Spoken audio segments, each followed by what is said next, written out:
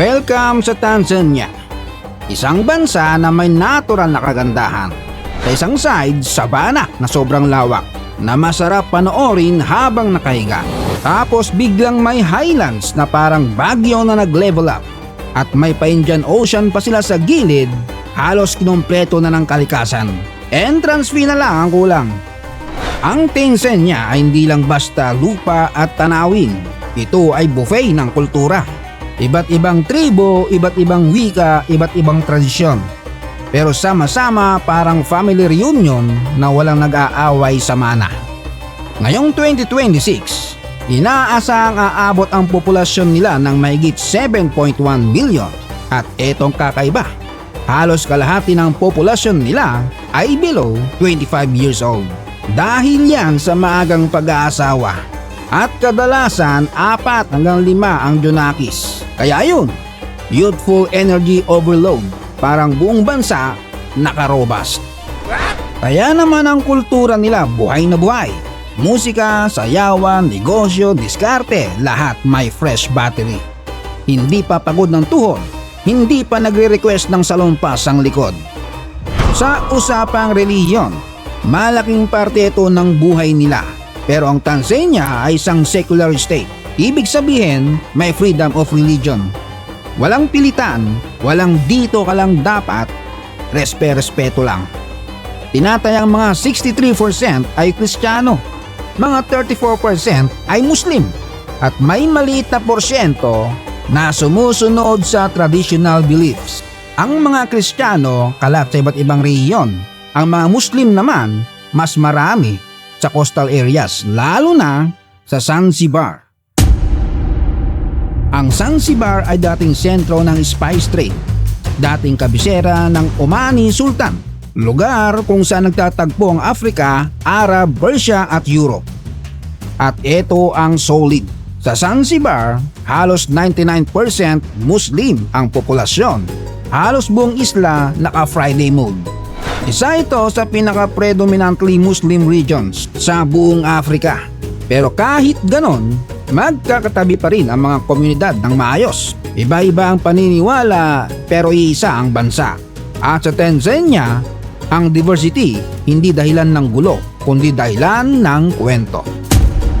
Ito yung klaseng lugar na habang nagre-relax ka sa beach, hindi mo alam na may 1,000 years of drama ang lupa sa ilalim mo. Sa gitna ng lahat, may Stone Town, isang UNESCO World Heritage Site. Makikipot na eskinita, coral stone buildings, parang maze na kapag naligaw ka, hindi ka na sure kung 2026 pa ba o 1826 na. Dito nagsama-sama ang kwento ng kalakalan, empire at cultural exchange. Hindi lang ito lumang syudad, para itong history book na may entrance fee. At ramdam ang pananampalataya dito. Habang naglalakad ka, maririnig mo ang call to prayer mula sa mga moske. Malakas ang Islamic heritage dito, lalo na't halos buong Zanzibar ay Muslim. Pero ang plot twist, may simbahan. May Hindu temple na magkakatabi.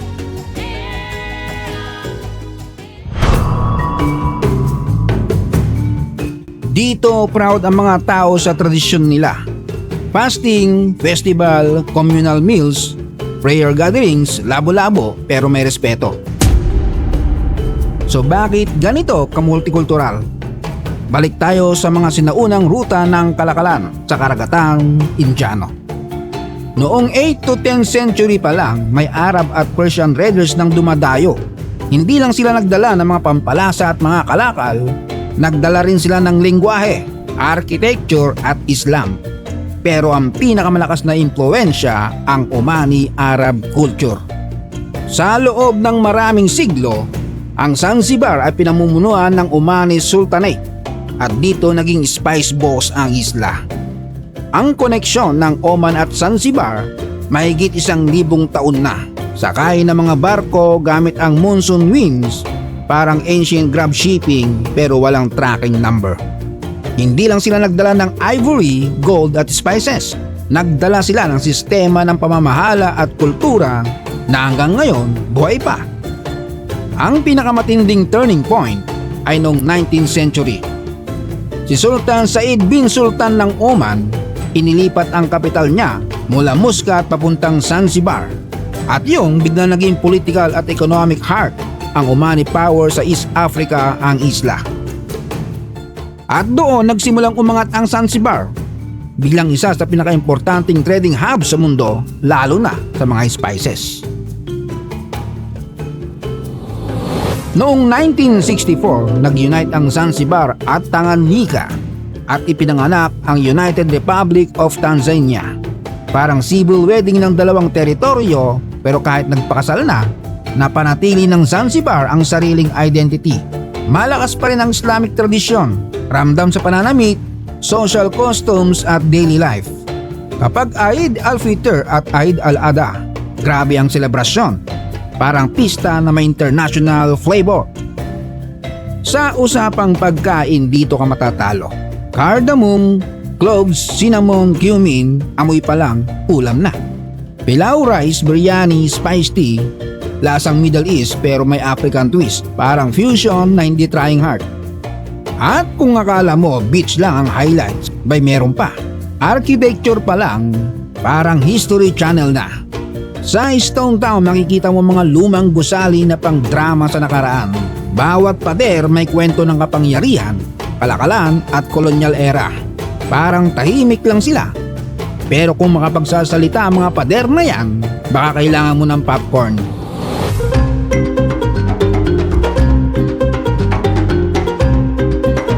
Pero syempre, beach tayo.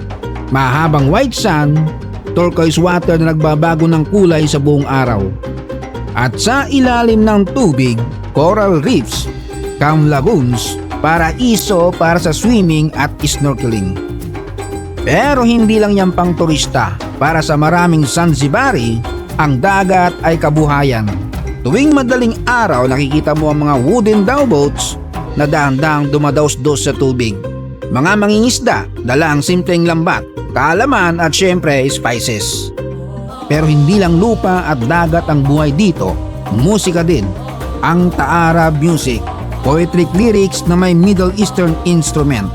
Kalaban niya ang modern genres. Kaya mga artist nag-a-adjust para mabuhay ang tradisyon habang sumasabay sa panahon.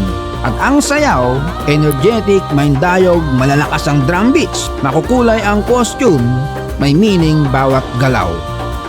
Ang Tanzania at Zanzibar hindi lang lugar sa mapa. Hindi lang sila pang Instagram, hindi lang sila pang travel goals. Sila ay patunay na pwedeng magsama ang tradisyon at modernismo, pananampalataya at respeto, dagat at disyerto, kasaysayan at kabataan. At kung trip mo ang ganitong klaseng content, may history pero may humor, may facts pero may angas. I-like, share at mag-subscribe.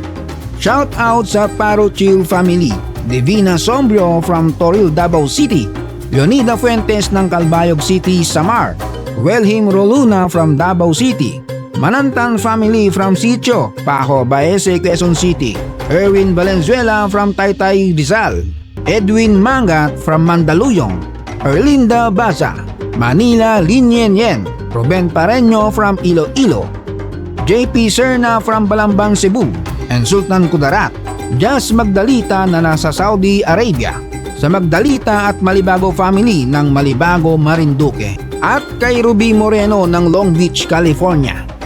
Salamat sa panonood. Hanggang sa muli.